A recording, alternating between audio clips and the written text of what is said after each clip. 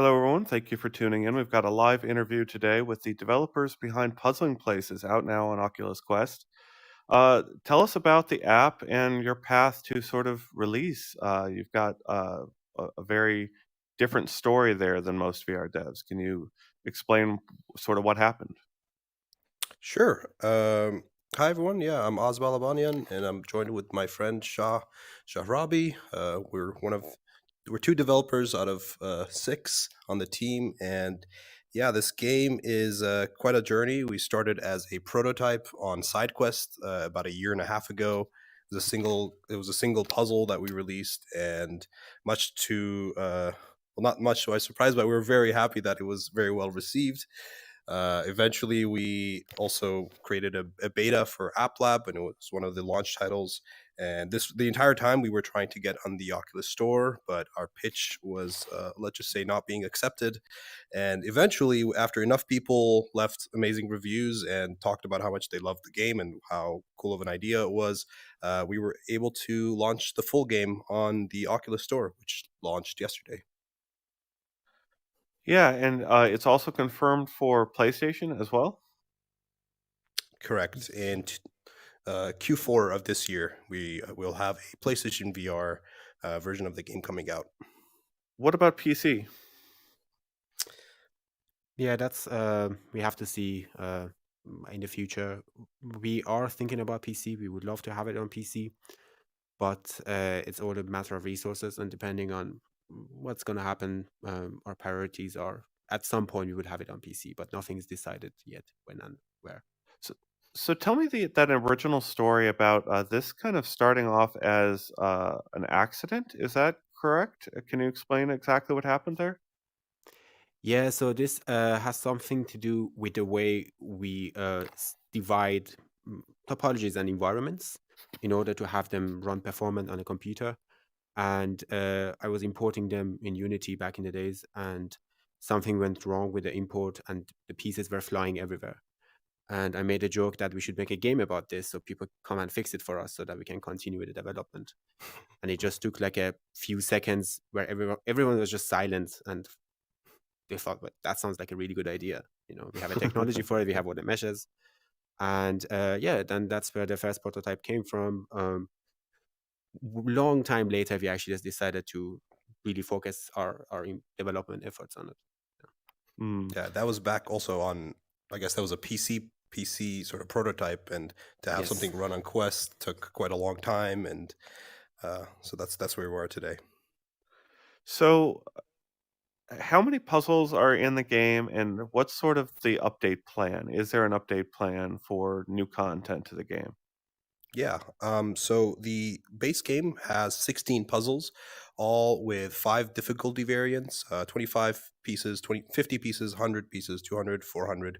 So it's very much an accessible game to all in terms of like the amount of hours you want to put into a single puzzle.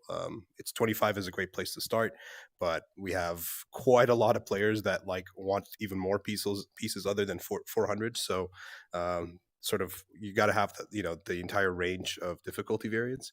In terms of content and updates, yeah, like we've been developing this game for a year and a half. It's had quite a lot of updates essentially since the prototype originally, and this is all due to our community helping us and giving us feedback about how they like the puzzle. And we have quite a few ideas, I mean, for the future, and none that we're ready to announce yet, but like the way we're thinking about this is like this is the launch of a platform, and anyone that has the game will get free, definitely feature updates, all the things that we're planning on as well. We will also have free and paid content that will come out, like new puzzles. We also are not ready to announce when yet, but that's certainly something we're ready to do, especially because on Patreon over the last year and a half we made about 60 puzzles, one a week even. And so, yeah, we want to make more puzzles. Absolutely. It's just a matter of, yeah, when. Hmm. Basically, what we agree on is as far as people are willing to play, people want to play, we will be releasing new puzzles. Yeah.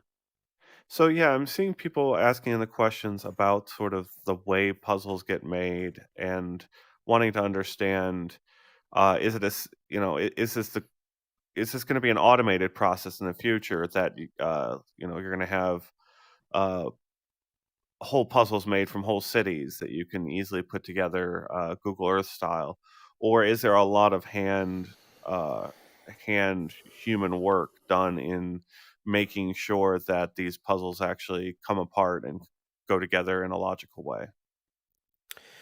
Um, sorry for my throat. Currently, it's sort of a mix of both. We certainly have a puzzle making engine, which is this pipeline that we developed over the last few years.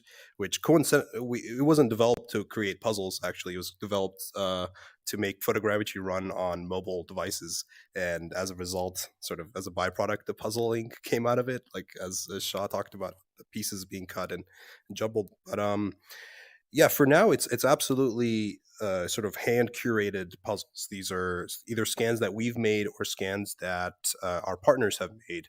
We're working with a few partners, a museum in Sweden, the Hallwell Museum, as well as Gerfo 3D. It's a French photogrammetry company that scans places using planes and helicopters. So that on the automated side, to create the puzzles, that's an engine that we have that we put it into. But there's quite a lot of work that goes into like handcrafting a puzzle to feel good, for it to look good, for it to have the right pieces and get rid of bad pieces. So that for now is absolutely something we want to have control over. But in the future, I mean, let's just say photogrammetry and scanning is starting to become a bigger and more easier thing, more accessible. And would we like to support user generated puzzles? I mean, perhaps. Hmm, interesting. I mean, it's getting easier. Do you think you're going to be able to do a capture with a phone and uh, break that apart in an automated way to have a puzzle? Or, you've done some of these captures with drones, right? Some with drones, some with DSLRs. We've absolutely done captures with phones. Sorry, with the using the cameras, just a single camera on the phone, and using a PC-based photogrammetry processing software like Reality Capture. And so the quality is great, absolutely. And now, iPhone has LiDAR scanners and whatnot. We have yet to sort of evaluate if that's at the quality that we would want it to be, but I can see things certainly going that way. But yeah, Yeah, I as a think matter of we're. fact, Hmm? yes, sorry, go on. Yeah, I think that's certainly the direction that things are looking to go. Yeah. Mm, Yeah, as a matter of fact, I know for a fact that one of our Patreon puzzle was made using a phone. That was the door from Prague. That was the one I scanned on my holiday using a Pixel, Google Pixel, and the quality is enough for a 100-piece puzzle, definitely. As far as the technical side is concerned, there's obviously the photogrammetry pipeline that we I mean, not the one that we develop, but things like reality capture, they are quite process heavy to create good meshes. On our side, the type of what we call segmentation, which is cutting these pieces out, is something that happens, which requires like quite a lot of PC resources, right? It's hard to run something like that on the Quest, but who knows what's going to happen in the future? And there is a lot of like smart optimization there that we could do if we see there is a potential for that, or there is something that is worthwhile to invest our manpower in. Yeah, mm. it's also worth noting that, like, just like with VR chat, there's a lot of very talented people that are taking the time to learn how to make things, whether it's avatars or with worlds. And so there's a potential to really like create the resources, the documentation, the tutorials for people to create the content that they want. So, that's not something we're ready to do yet, because it's certainly something we need to like put a lot of effort into, but I can see us going that way. People are suggesting having some kind of Easter eggs hidden in your puzzles, like treasure puzzles. You find incompleted puzzles, find a puzzle box, and you get that puzzle. Uh, and another person asking whether you're going to have multiple difficulty levels for the same level. You obviously have the different piece counts, but is there a Yeah. way to change the difficulty there? Well, that is one primary way of changing the difficulty. 25 pieces is exponentially less difficult than 400 pieces. We have other difficulty modifiers. There's the reference photos that you can either hide or remove, but there's other things we're also working on there. Yes, one of the things that make the puzzles exponentially more difficult is if you take out the traditional shape of the puzzle from the corners of each pieces. We had to kind of add that in mainly because we would also like to play the 400 pieces, and playing the 400 pieces puzzle without that is just extremely frustrating. But we are tackling some technical difficulties at the moment, or technical challenges, not even difficulties, to be able to add that back as a setting. So if anyone wants to spend 3 weeks puzzling Saint Michel in 400 pieces, they are welcome to do. So I was noticing though, yeah, the way some of these pieces are cut apart. I don't know if you saw our broadcast yesterday where we were talking about puzzling places, but have you guys seen the movie Contact and the way the pages lock together in that key part of the story there? I was thinking about that with the actual way some of your pieces connect in the corners. And like, did that take some trial and error to realize you have the little like circular shapes that show you how the pieces fit together sometimes? Was that added as a feature, and was it hard to get there? Um, it was pretty early on. Like, uh, we had the idea, we prototyped it, and then created a little document to kind of establish, okay, what's the core game loop? And key part of the core game loop is to recognize the pattern, right? And one of the things that we realized is that even in a very good potential puzzle location, there are areas where there's not enough pattern, like the sea, the trees, or whatnot. And these pieces become very frustrating. And if you have a puzzle and 99% of it is amazing, you have details on the walls and you have everything, you can have fun playing. And there are two pieces that are bad, as in they don't have enough pattern. Um, you would leave that until the end of the game, and you leave that game with a feeling of negativity because you have spent 20 minutes like trying to find in which orientation this tree is supposed to go in the other tree. So we knew we needed to add a pattern of our own, and that's where kind of the indentation came in. This was, as far as well, engineering side, not an easy thing to do. Our colleague Marcel spent a long time on it. It's some sort of iterative process where the computer tries to, find a way to solve this thing. We didn't even have a way to solve it analytically. So it took a while, and we are quite happy with what came out, and I think it really helps the gameplay to one side. On the other side, it also makes it a bit easier. These patterns are very um, strong cues, and it might be the only thing the player might focus on a puzzle where otherwise they would have spent more time paying attention to the textures of the locations. Um, so we started balancing that for the gameplay a bit, to make the patterns, the indentations a bit smaller, so that they are not the main dominant thing when you're looking at a bunch of puzzle pieces and you only puzzle based on them. That would subtract quite a lot of the fun and turn it to work because there's no challenge Mm. left.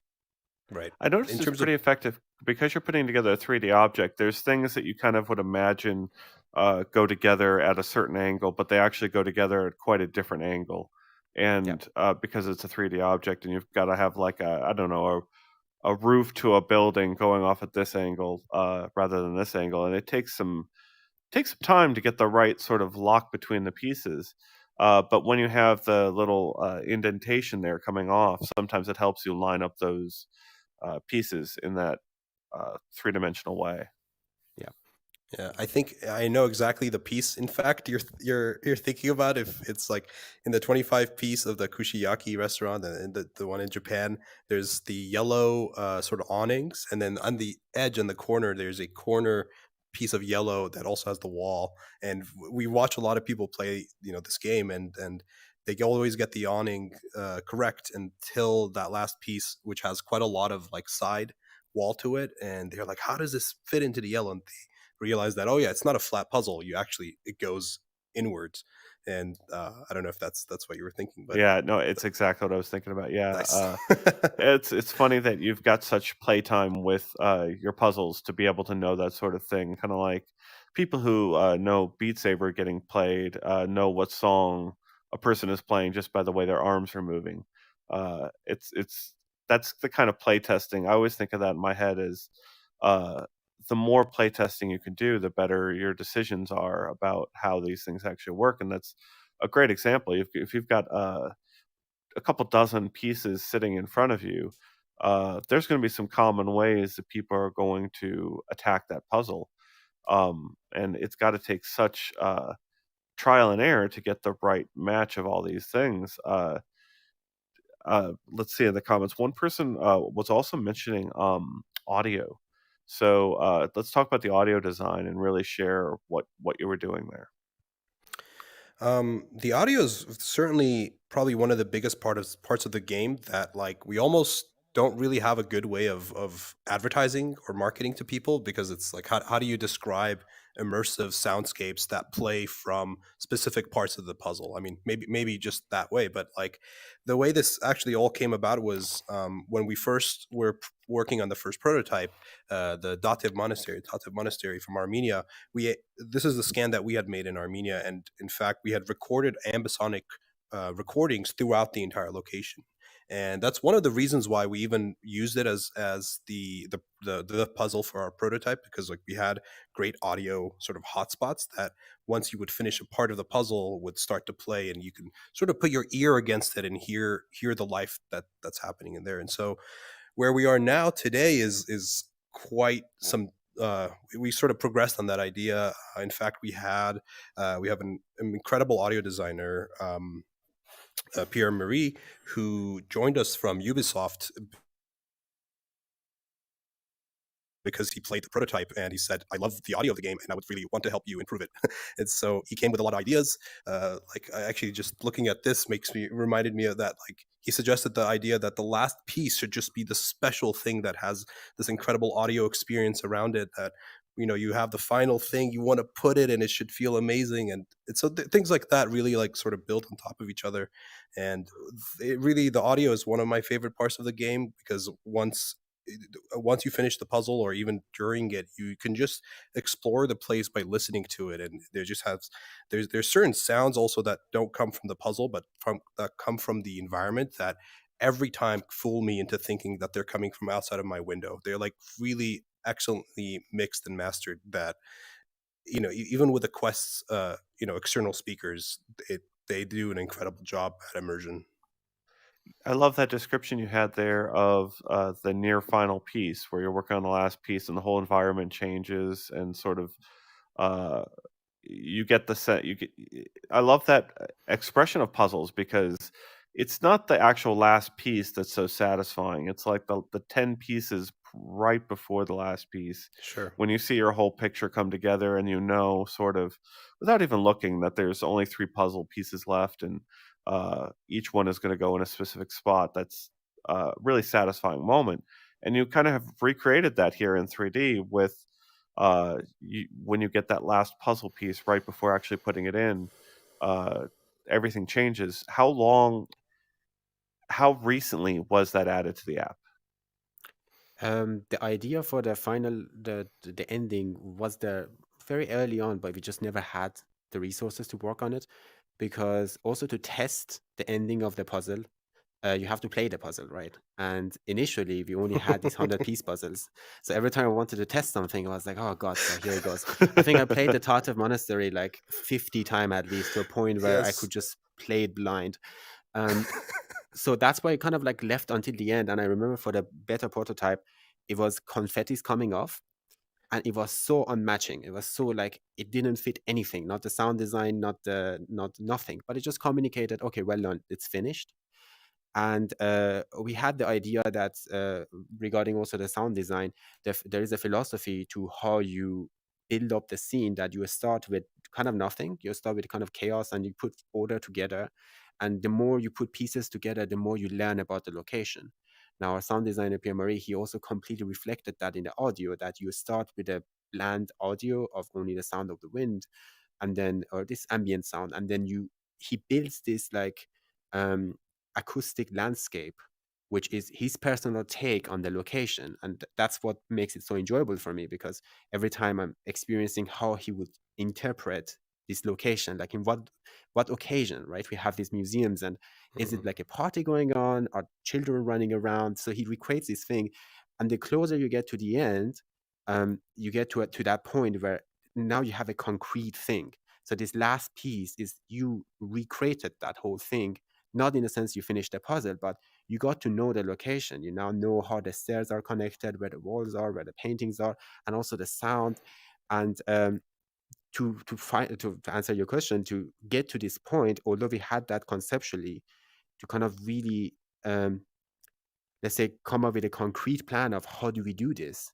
This took a year, which is very interesting because right now, if I look at the solution we have, I think, well, obviously this is good. Like obviously this is what we should have done from the beginning. But to get here, we did so many bad takes or takes that just didn't work out, didn't communicate. And what we have right now was maybe 3 weeks before we went gold. The Mm. final touches done. 3 weeks, yeah, something like that. But yeah, I'm really happy with that because that was the last pain point for the team. For what are we going to do at the end? How are we going to polish that? Yeah.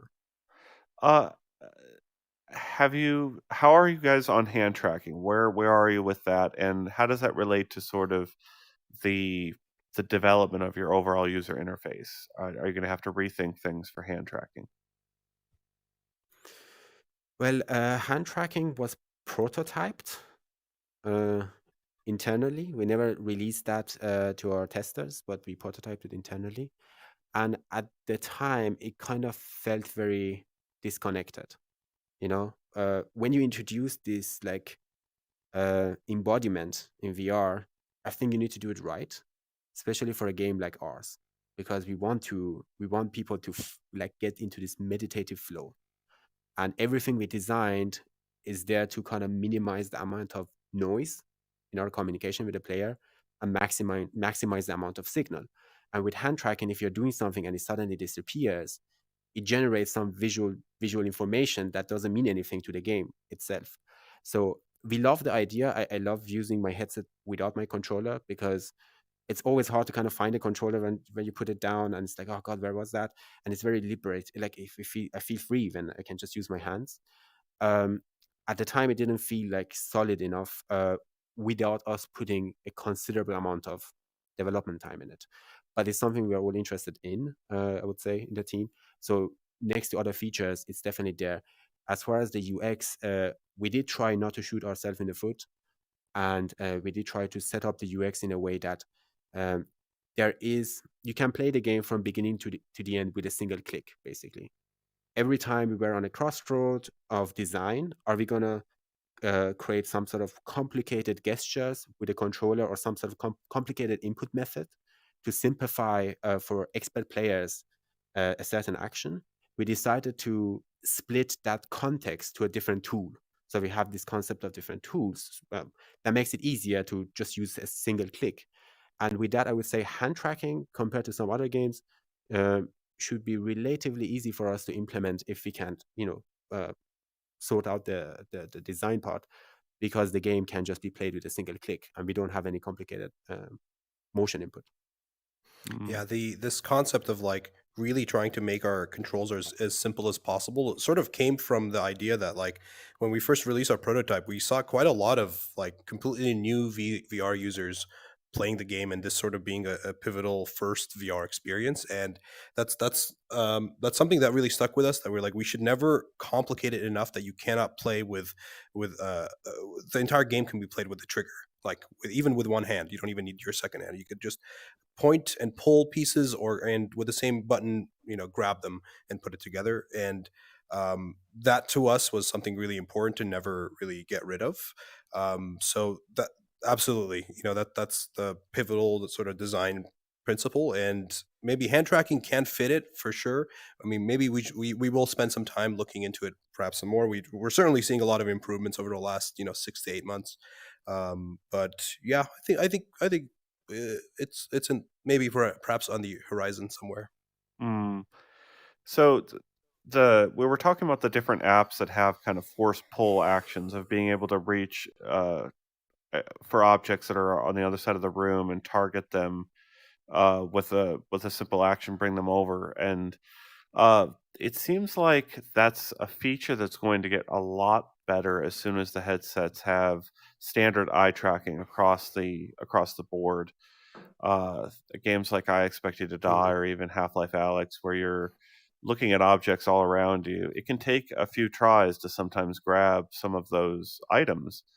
And I had a with so many little pieces all lined up in a row in puzzling places, it could be sometimes hard to grab sort of the right uh, piece that you want to every time. Is that kind of an area that you're always looking at? Are there ways to improve that over time? Yeah, definitely. One of the main criteria I had, and interesting enough, maybe we approached this from a different idea, but uh, doing the art direction, one of the important thing was VR. You have this depth, right? And if you have bunch of things next to each other, your brain can distinguish them very easily because they are in different depth layers. The moment you project them on 2D, you have the issue that they are overlapping and the image looks very busy, uninteresting, or chaotic. To solve that, we started coming up with like trying to like come up with mechanism like the grouping functionality, so that there are no overlapping pieces. And interestingly enough, we found that that also helps with the UX. If we can help the player to um, organize like their environment in a way that pieces do not overlap in depth, that helps a bit with the phenomena you are talking about, where they're going to have an issue. For one of the things we did, for example, was to um have our shelf be discrete. I like this to be in a discrete steps, right? So we don't have a continuous a piece is there, a piece is there, a piece is there. We have a bit of distance between them, exactly to help with things like that. I still do think when I watch let's players of other people playing, a lot of people play very chaotic, and I do have that the entire time in the back of my mind. How do I improve that so that they have clear speciality, that there are this, I don't know, that's the staircase, that's the bridge, and there's clear distances between them so that they can easily pick it up. It kind of feels like designing an environment where people just like to cleaning it up. But it's very difficult. But it's definitely one of the things that I would like to work more and more on, so that the players have a more organized environment, because it makes the playing experience, in my opinion, better. But some people just like to play more chaotic, and I think there's nothing we can do about that one. People in Some the people just comments play are more chaotic. asking about whether you can have animated parts of the models, whether like if you have a stream, you could show an animated stream with water actually running through it, or whether anything like that is possible, or whether the puzzles sort of need to stay static. So first of all, on PC, well, almost anything would be possible. Well, not anything, but going away from ray the Quest, it's gonna ray be tracing. ray trace. Going away from the Quest would be well, but on the Quest there's a lot of performance, let's say, limitation. However, a lot of the things where, let's say, from the perspective of a non-developer, they would think, oh, the stream would be so hard to do. That wouldn't necessarily be an issue. Or like having moving trees, stuff like that. Interestingly enough, because we already have the GPU set up there and these things are already being processed, with a tiny bit of overhead, which might not affect the performance in any way, or even the drainage of the battery, we could have things like a tiny bit of moving a stream. We actually thought about it, and I think one of the this is more like a for us a business development type of question, because one of the main questions we need to answer is how high quality would people like to have their puzzle, and how much would they like to pay for it. And that obviously also affects our frequency of uh, let's say releases. If you're going to focus on a single puzzle for a very long time, we can do amazing things with it. Does that actually, how is the return in terms of the value it creates for the people? Are they going to be exponentially enjoying the puzzle more, or is it just a tiny bit better for weeks of extra work that we put in? We still Right. haven't investigated these things. The question is like, do they want to play more puzzles or do they want to play less puzzles that are perhaps more interesting? I'm sure there's a balance between the two, absolutely, and that's something we're that's going to be the our next year is for us to figure that out. And getting to here, I mean, I think one thing to talk about is how we learned a lot of things from Patreon. Initially, the Patreon started as a way for us to like, okay, we had a lot of players that loved the side quest prototype. All they kept asking for us was more content, and they were telling us, we want to give you money. How do we give you money? And we were like, this is, first of all, thank you, and second, like, I don't know, maybe we create a donation box, or like we also even considered Kickstarter. We were really looking for funding at the moment, at like, because we were trying to figure out how are we gonna fund this game development up until it's out. And so Patreon was something that was suggested to us because it was like, it's not a Kickstarter. There's a lot of failed Kickstarter, especially with games. Patreon is slightly less committal. You can do incremental sort of releases, and people are just there to support you. And so at the time, we were essentially testing a lot of puzzles. We had just made a few, and we didn't know we were or even planning on like going places and scanning things, but like because of COVID and travel restrictions, it was almost impossible to really get anywhere. So we just dug into our own archives, with contacted friends. We downloaded and bought things from Sketchfab, and Patreon sort of became this place for us to test ideas, test puzzles that perhaps are not at the really high quality scale as the puzzles that are in the launch. Both the puzzle that were in the beta app as well as now the full game. All of these have incredible audio, right? We couldn't do incredible audio design for every single week of a test puzzle. So, and that's also the reason why we haven't released those Patreon puzzles. We didn't want to have the pressure of having them be so polished that they have to be in the game that are going to be affecting reviews and etc. So that was a sort of a way for us to test things. But yeah, absolutely, I think we have ideas. We have plenty of ideas. We want to create more puzzles, and we will find ways of like making them more interesting. And this is just definitely the beginning when it comes to like what sort of puzzles you will be able to play in VR. Scale. Are you going to be able to show some full scale things over time, more frequently? We knew this was coming. That's probably like our biggest. This is This is definitely our the biggest ask. this is the biggest ask, and also is the probably the internally we discuss this every few months again and again. And that's why when people usually ask, we also don't give an answer because we haven't decided. We usually like push it back. Uh, there are plus and negative on both sides. What I could see potentially happening at some point is if we have one location that we try out at some point. But again, this is not just the technicality of it, of can we get this to look good. There's also a lot of design questions which the team needs to decide, which we haven't really got to that decision because every time we decide to talk about it, we say, okay, what's more important right now? Do we implement this or this?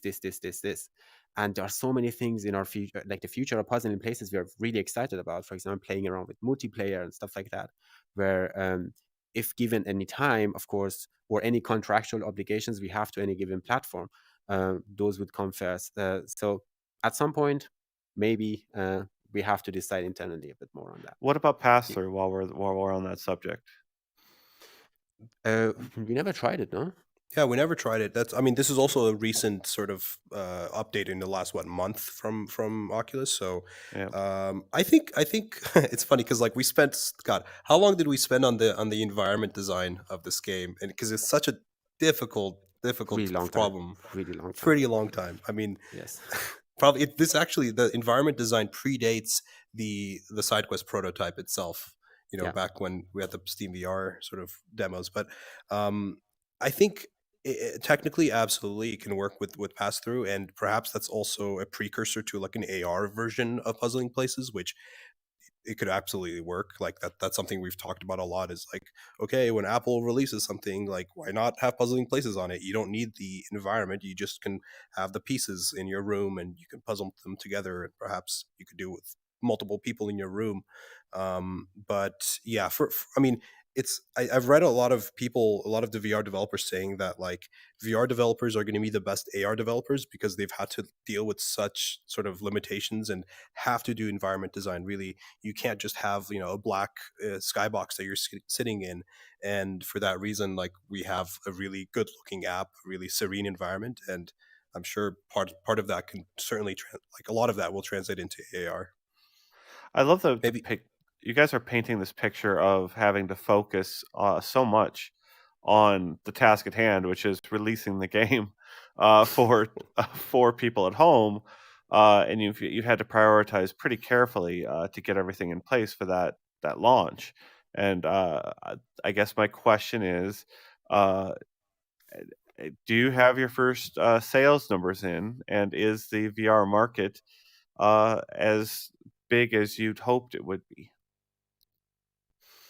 Uh, Well, so far so good. Yeah, yeah, I would say. Yeah, so far so good. Like the reviews right now are we have 120, 30, something like that. All 5 out of 5. yeah, it's It was pretty what we incredible. expected. Yeah, it's pretty incredible. We are all very happy. And yeah, of course, I think looking at the initial sales and stuff like that, we are happy with it. How I it's think going. what part of also so it's been less than 24 hours, so we don't even have real analytics to look at, but I think even just looking at Patreon, which like this whole side quest Patreon like abstraction, we had in total 1,700 people that that supported us on Patreon, that downloaded puzzles and played puzzles. You know, having to initially set up like a developer account to have side quests, installing the apps. So you know, even with all that overhead, there was quite a lot of people that were willing to do that to play more puzzles. This is on top of the, I think we had 40 to 50,000 downloads of pre launch of both the SideQuest prototype and the App Lab beta. So I don't know what the percentage of players that was compared to the larger player base. I think from what we've seen from from other VR developers looking at the numbers, as well as also when Oculus had to recall their headsets, they had to release some things there. So I believe there's around 10 million Quest players, if I'm not mistaken. I could totally be wrong about that. Yeah, I think this can appeal to quite a lot of them. I think the bet we're also making is that okay, there's a lot of VR players that also, you know, the players that we have now in VR, a lot of them are gamers. However, VR is becoming cheaper and cheaper, and just with the last year or two with the Quest and Quest 2's launch, we've seen the people in our player base completely be a different player base than what we, you know, consider to be a VR user. Like, you know, we have parents, we have grandparents, we have younger people. These were not, you know, the hardcore VR people of 2016 and 2017. So that's probably going to be the type of people that are going to buy VR over the next, you know, 2 to 5 years. So is Puzzling Places a game for them?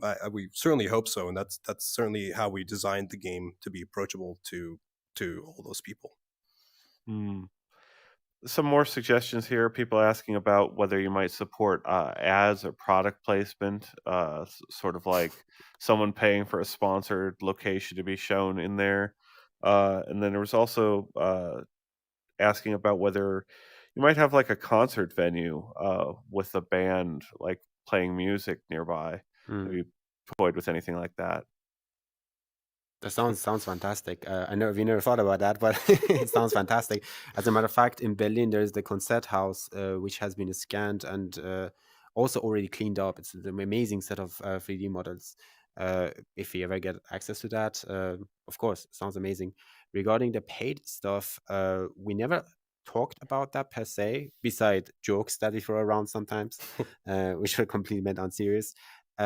But one thing everyone in the team is very passionate about, one of the founders was working in archaeology.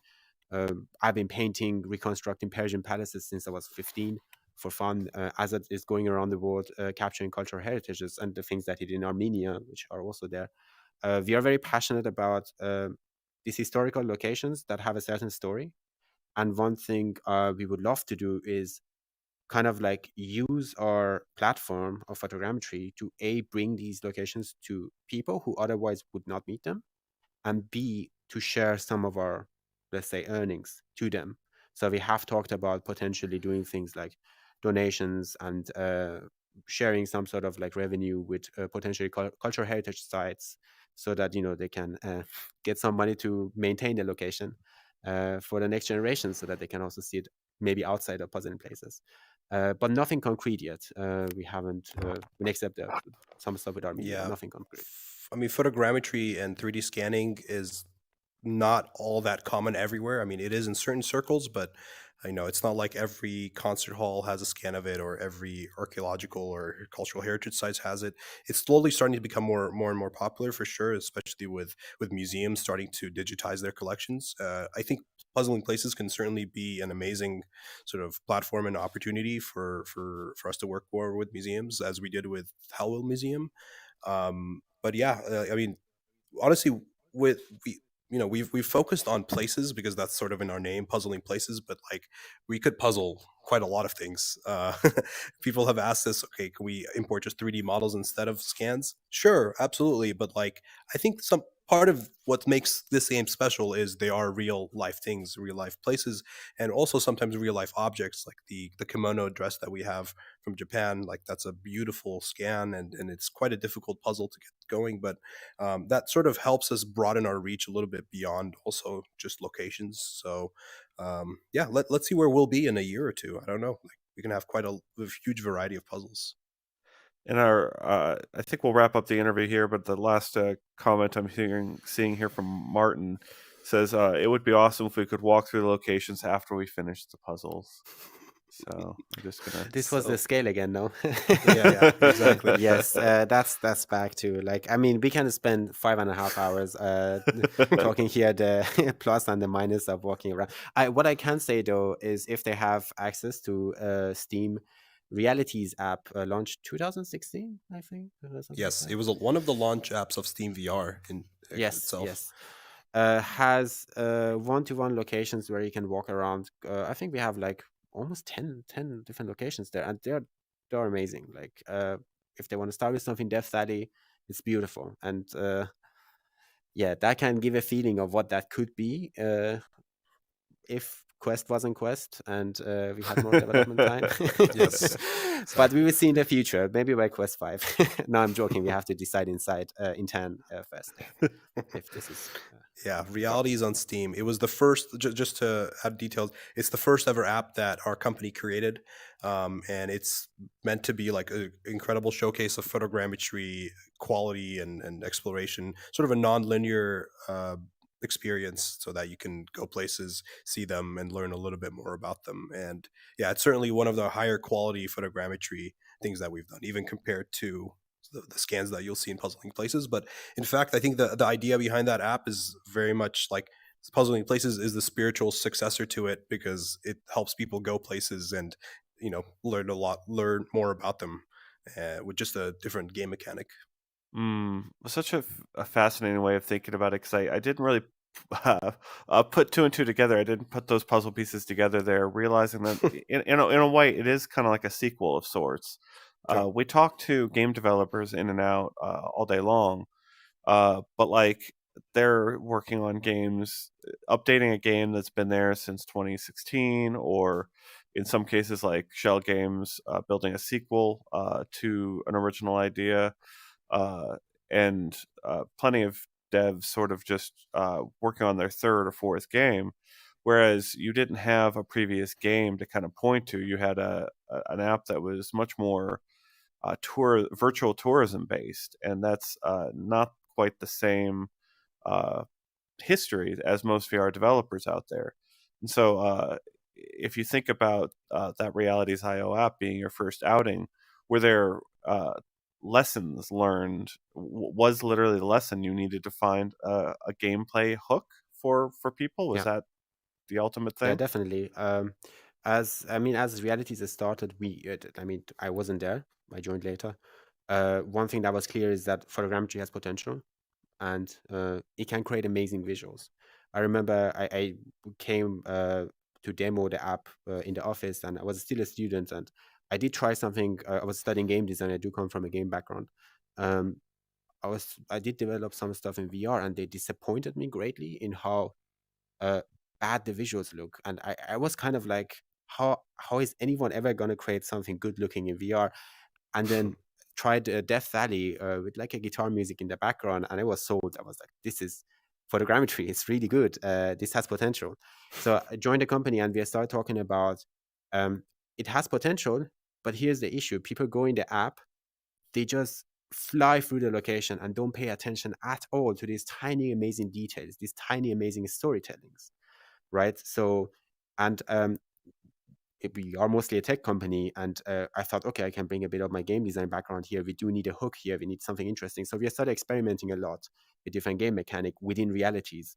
One of the things we released was in partnership with a Canadian TV program, and there we tried different things. For example, maybe there's a compass, and with a compass you look for next location. And whatever game we gave them, the player just played that and played that game really well and didn't pay attention to the location at all until we got to the puzzle in places, and suddenly paying attention to the location was the game. And it had a hook and people would lose themselves in it. And we were also happy because although we were in the game company, it just felt like this is exactly what we wanted. We wanted people to appreciate these locations, what they are, the story they tell.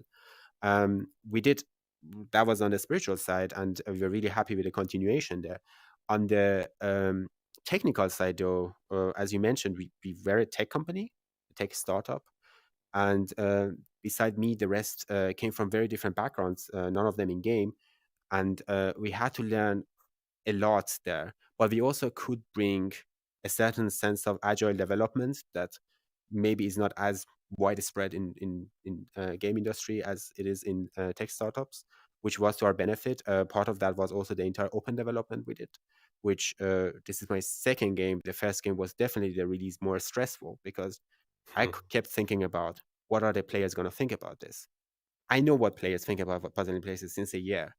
It was way easier to work Yeah. on things. Yeah, and the other thing that you mentioned also a few conversations ago about like, you know, a few people during COVID making a game and having to really cut things to make it like focused. That was also part of the learnings we had working with bigger companies and corporations on agency-like projects where from the beginning everyone knew this is not going to work out because the scope is just too big. You know, the ambitions are too large. And as we started this, we really wanted to have something that creates value on the absolute minimum of the product, something that brings joy to someone, and add to that. And from that came the entire rest of the product. Well, awesome. Thank you so much for the time, and we will be, I guess, pestering you constantly to find out when you're going to do scale models at some point in Puzzling Places. Oh god. The Thank saga you so much for the continues. time, and congrats on the launch, and let us know when you've got updates. Thank you. Thank you.